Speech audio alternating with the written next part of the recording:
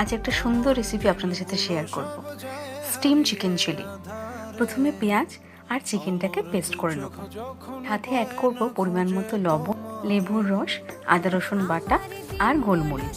এবার ভালো করে এটাকে মেখে নিয়ে হাতে বল তৈরি করতে হবে।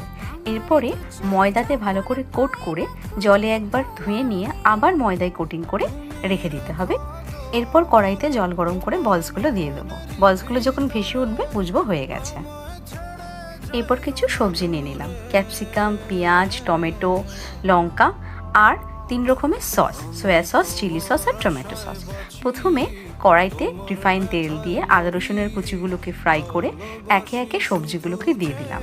একটু ভাজা ভাজা হলে দিলাম পরিমাণ মতো লবণ আর চিনি। এরপরে দিলাম সস। ভালো করে এটাকে মিক্স করে একটু জল দিয়ে দিলাম গোলমরিচ। এরপর রেডি হলে দিয়ে দেবো ওই বলসগুলো আর সাথে দেবো arrowroot. Now it's ready to serve.